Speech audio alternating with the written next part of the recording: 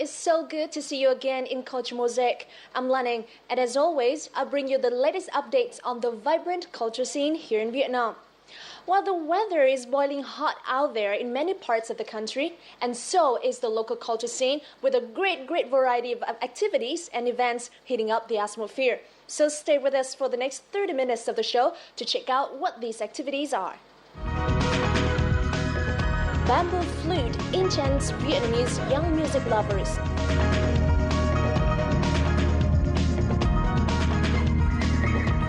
American veterans portrays war legacy in Vietnam.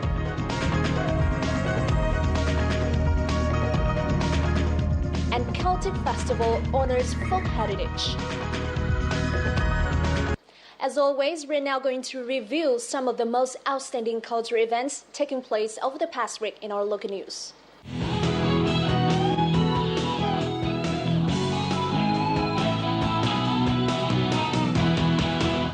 A wide variety of activities have been held across Vietnam to celebrate the United Nations Day of Vesak, or Buddha's birthday, which falls on the 8th day of the 4th lunar month, or this Monday. In the following report, let's have a look at some of the most outstanding ones. The Buddha's birthday celebration started with a Buddha procession. Many monks, nuns, and Buddhist followers participated in the event.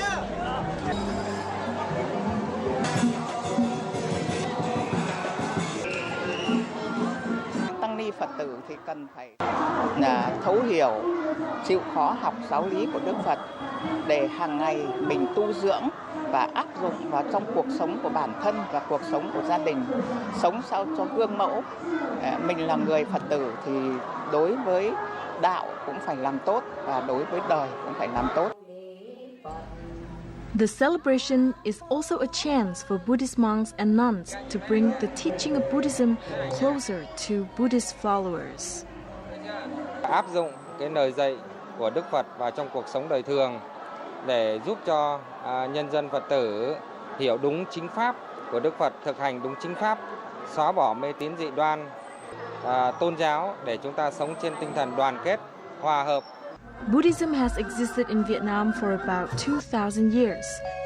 The Buddha statue showering ritual is one of the most important celebrations in the Buddhist calendar around the world, with people commemorating and honoring Buddha and the philosophy of Buddhism. Huế Buddhists lit 7 giant lotus-shaped lanterns on Hương River on May the 25th to mark Buddha's birthday. Since 2008, the ceremony has taken place in front of Ninh Lương Temple on Vesak Day every year.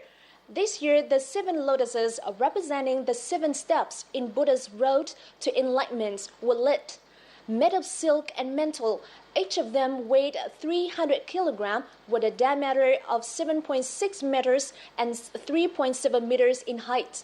The ceremony was held to pray for national wealth, peace, and harmony.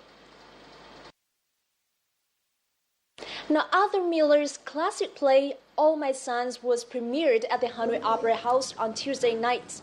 The play was restaged to celebrate 20 years of diplomatic ties between Vietnam and the U.S. The drama is considered a theatrical masterpiece. From the beginning to the end, the play is packed with family tragedies, complicated interpersonal relationships, and complex psychological situations, and focused through the lens of American society's morals. The play is also performed to commemorate the 100th birthday of the American playwright Arthur Miller. Free performances of the play will be given to young audiences and art students in Hanoi and in Bai Province on June the 8th, Tuyên Quang on June the 9th, and Thái Nguyên on June the 10th. The Ho Chi Minh City Water Puppet Troupe made its debut at the Youth Culture Palace on May the 24th. What's special about this troupe is its integration of music from the South, which is a new feature in the craft. The plots of the plays are also based on the lifestyle and spirit of Southern Vietnamese, recreating the games and daily life of Vietnamese farmers. Audiences, especially young children, also have the chance to play folk games and traditional musical instruments during the show.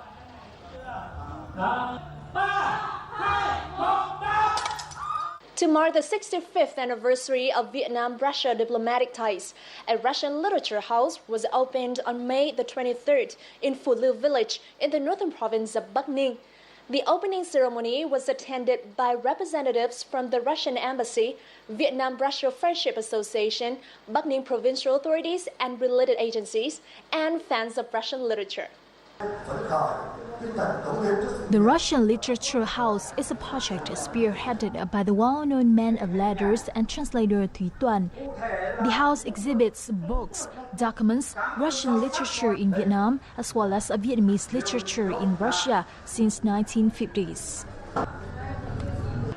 Với cái nhà lưu niệm, chúng tôi đang phối hợp cùng với chính quyền của địa phương để làm sao đây là một cái điểm đến và thực sự là một cái điểm du lịch, vừa du lịch văn hóa, vừa du lịch làng quê. This project of translator Thúy Toàn has been praised by several cultural representatives from Russia. Today is a very special and important day. First, this year marks 65 years of diplomatic relations between Vietnam and Russia.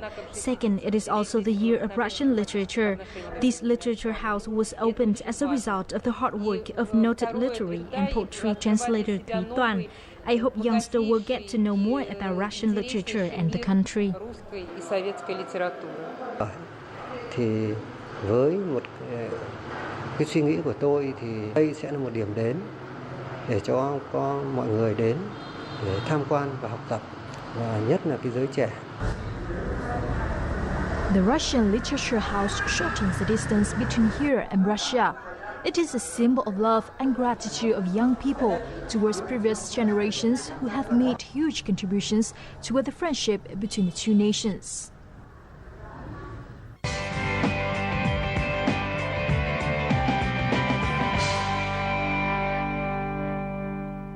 It can be said that the sao trúc or bamboo flute is one of the oldest musical instruments in Vietnam. Since the second half of the 20th century, the Vietnamese bamboo flute has traveled to friends throughout the world with the marvelous performances of artists. And in the following, let's see how this instrument comes to life in chants and thus has been preserved by younger generations in Vietnam.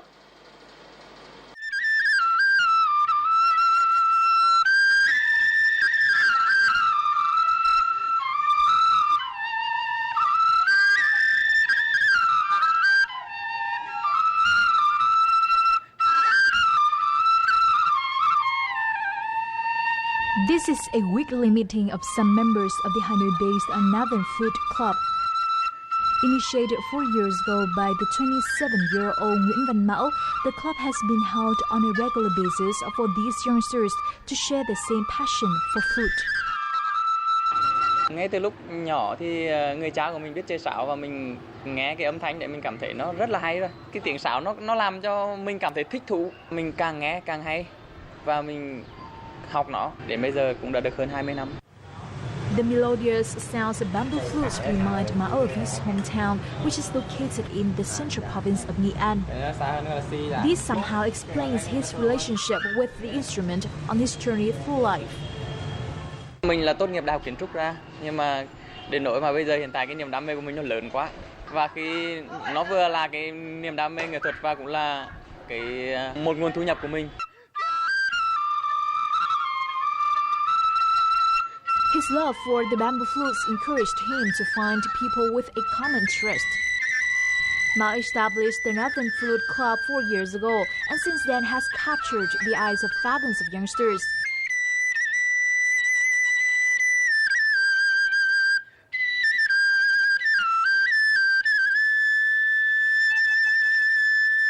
Buổi sáng chủ nhật ấy, mình ra đây sinh hoạt thì mình sẽ giải tỏa được rất nhiều là áp lực công việc cho mình và mình cảm thấy rất là vui khi được ra đây. Một lần sinh hoạt như vậy thì mình ra đây mình sẽ học hỏi được rất nhiều kinh nghiệm từ những thành viên khác ở trong câu lạc bộ.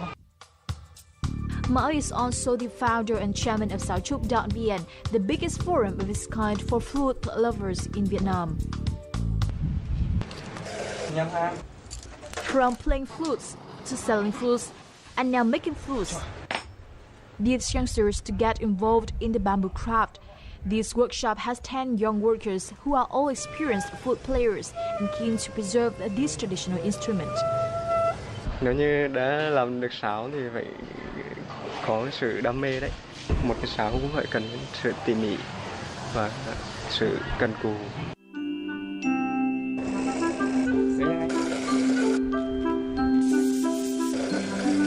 There are some main compulsory stages.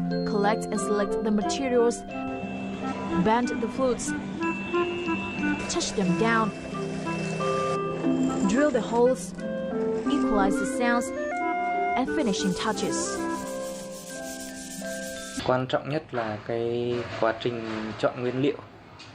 Bởi vì cái nguyên liệu có tốt hay không thì cái sáo nó mới đạt được yêu cầu. Ví dụ như là cái độ dày, độ già với đường kính trong.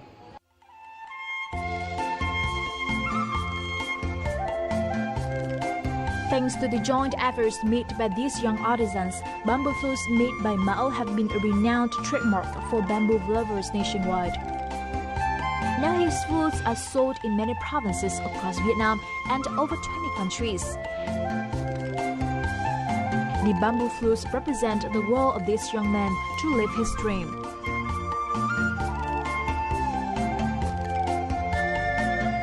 Mình không những muốn cái sáo trúc Việt Nam nó phủ sóng trên toàn quốc, mọi người đều biết đến nó, mà mình còn muốn cái sáo trúc của mình lan tỏa trên khắp tất cả các nước trên thế giới nữa. Mình đang cố gắng để có một nguồn nguyên liệu dồi dào, một lượng nhân công có tay nghề cao, và sau đó mình sẽ nghĩ đến chiều hướng xuất khẩu. The flutes from childhood inspire him live his own dreams. As young people look for modern entertainment today, the bamboo flute seems to be left behind. However, Mao and these youngsters follow their own path, representing the love for this traditional musical instrument.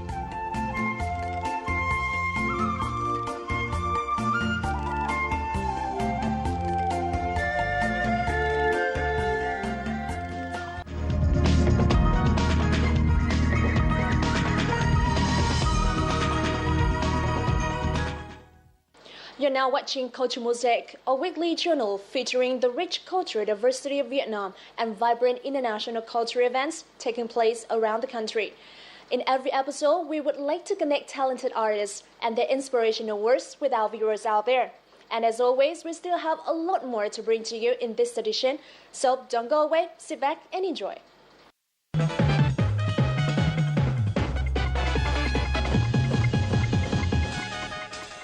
What legacy has the war in Vietnam left to the people? How are the Vietnamese people deal with them and get on with their lives? These are the questions that filled war veteran Buster Cram's mind after he left Vietnam in 1967.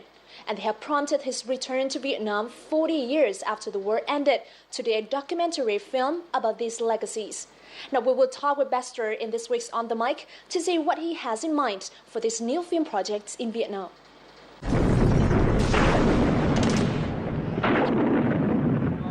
Brother, and the senseless death of our Asian brother. We've seen the My name is Buster Cram, and I was a lieutenant in the United States Marine Corps from 1966 to 1970. And I served overseas, coming here in Vietnam from Tet 68 to Tet 69. These are the footages from the documentary Unfinished Symphony, Democracy and Dissent, produced by Buster Cram, an American war veteran in Vietnam. Buster has his own reasons to make this film. What changed my mind was an iterative process, a slow progression of recognizing that what we were doing was not helpful and that people we thought were our friends actually didn't want us to be there. There was a morality decision that had to be made, a decision of justice, a decision of what side are you going to be on, and I recognized I was on the wrong side and I needed to change that. On this trip to Vietnam, he is with his friend David Thomas to make a documentary about the legacy of war through the eyes of Vietnamese artists and American veterans. Welcome, Buster, and thank you for being with us. I understand that you were a Marine during the Vietnam War. So as a war veteran, what motivated you to return to Vietnam? I came back this time having been here first in 1985, where I was here for 3 weeks and shot some films. But it was a long time and friendship that had developed with David Thomas, where I was becoming quite aware of the work that he was doing here and the work that he was that was enabling him to meet many different artists. And so I came over with David to visit Vietnam probably 18 months ago, and that was a really eye-opening opportunity to make sure that I had recognized that Vietnam was no longer a war, but Vietnam was a country. So the motivation was, in a sense, to completely change the reference point that I had in my own mind, but also to be open to the fact that there was just a lot of interesting art that was being created here, and that this was another part of the world that I wanted to learn more about. The documentary will concentrate on artists as the leaders in the reconciliation efforts, especially those from David Thomas exhibitions, are seen by both sides in 1991. As long-term friends, they came up with the idea of a post-1975 Vietnam documentary through the perspectives of artists to give the American public an idea about modern Vietnam and the legacy of war. We wanted to show that the war hasn't ended in Vietnam. People are dying, more people have died since the war ended in Vietnam than Americans died during the war. And Agent Orange and all the issues that Americans have no idea. American veterans have been injured by Agent Orange, but we were here for 1 year, most of us. Vietnamese have been living with it for decades now. We wanted to tell that story to Americans. The selection of artists include Lê Chí Dũng, Huỳnh Phương Đông, and Lê Lam. Tell me a little bit about the documentary film that you are making in Vietnam, and how will this project differ to your past projects? The documentary film that we're making right now, which is at its earliest stages, is to learn from various different Vietnamese artists what kind of lens they're applying to their art in terms of understanding and essentially revealing how Vietnam has changed since the war, and to a certain degree what lingers. I think that all too often the legacy of war is to deny, forget that it ever happened, it was terrible, I don't want to know anything more, let's move on. And the lessons of war are to recognize that it is terrible, and that if we're going to try to move towards a more peaceful world and not have war, we need to know both what happens when war goes on, but also what happens after war goes on. In 1982, Bester founded Northern Light Productions, a Boston-based production company which produces long-format projects for PBS, History Channel and Discovery. His independent documentary Unfinished Symphony, Democracy and Dissent premiered in competition at Sundance and won top honors at festivals home and abroad. It centers on the 1971 anti-war protests in Lexington. Bester himself was not a filmmaker in 1971, but he had arranged for a camera crew to document the event. Unfinished Symphony is a documentary about anti-war movement in America. So what impacts have it made to the audience? Unfinished Symphony was a film that was made 30 years after the event that it's about. There was a group of Vietnam veterans who formed an organization called Vietnam Veterans Against the War. And in 1971, one of the activities we had was to march from a small village called Concord, Massachusetts, all the way back into Boston, Massachusetts. And I arranged for filmmakers to document what took that place back in 1971, but no movie was ever made.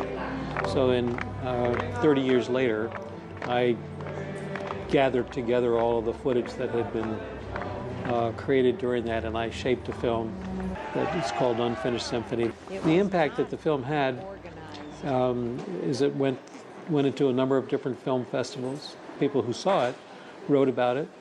People who heard about it, realized, oh, this is something I want to know more about, or something that other people should know more about. It becomes, because it was made 30 years after the war, it's essentially a historical document of an era.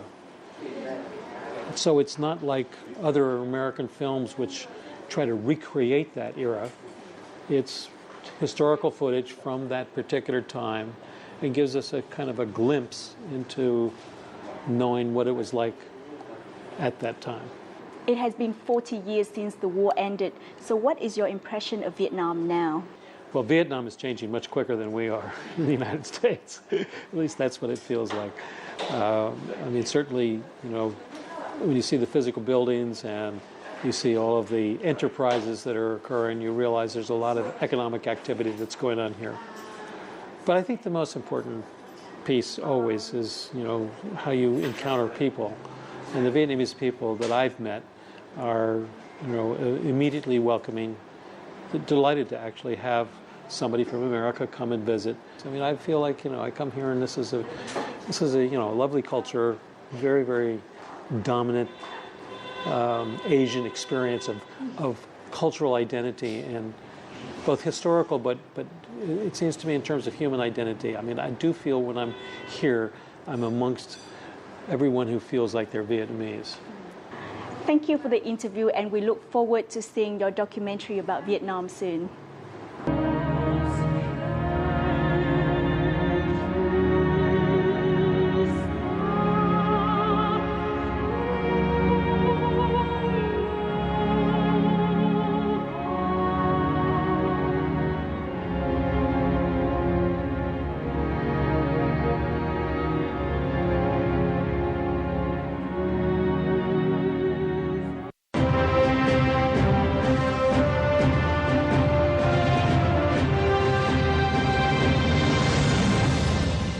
Brittany in northwestern France is one among the so-called Celtic nations, where the ancient Celtic culture is still quite well guarded until today. The probably most vivid manifestation of this heritage is the folk festival that takes place across Brittany in May every year. And in Vietnam, a range of activities in response to this year's festival were held in Ho Chi Minh City, Nha Trang, and the capital city of Hanoi. So let's dive in the celebration in this week's Connecting Cultures.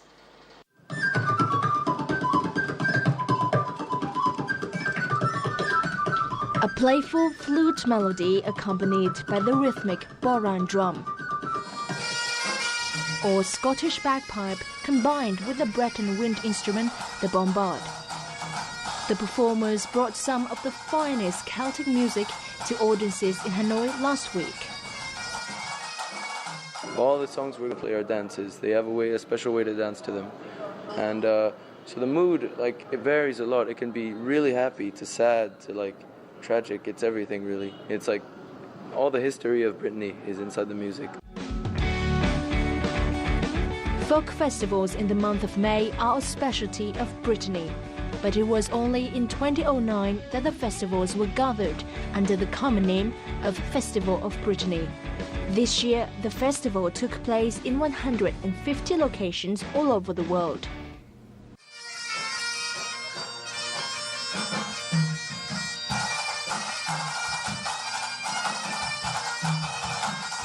Like in previous years, the Vietnamese response to the festival was organized by the Breton Society of Vietnam.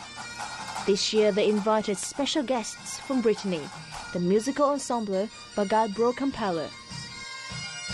The group plays Breton music with traditional instruments, the most recognizable of which is probably the bagpipes. Bagpipe is a challenging and fun instrument. You need to master the technique of blowing air into the bag and producing a continuous sound. It takes 3 to 4 years to get to know the bagpipe and many more years to play it well.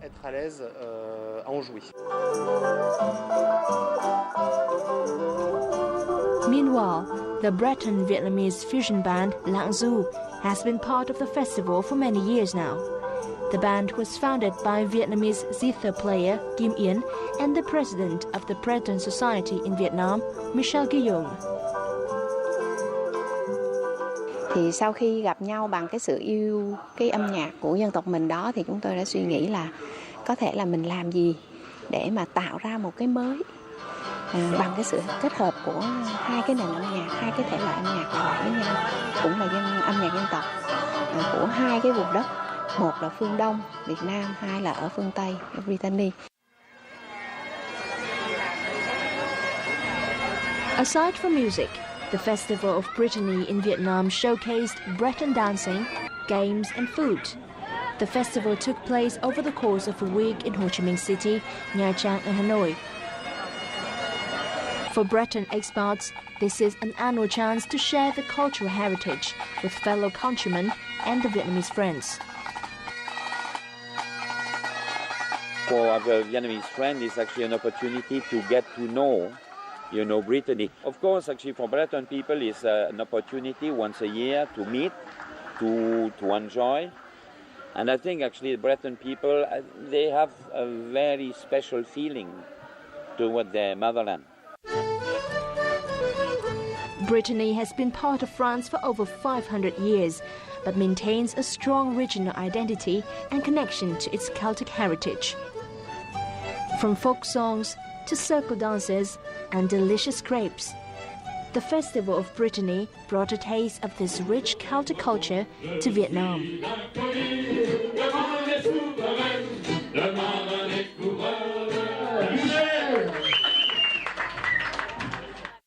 So the unique Celtic culture has just wrapped up this week's edition of Culture Mosaic.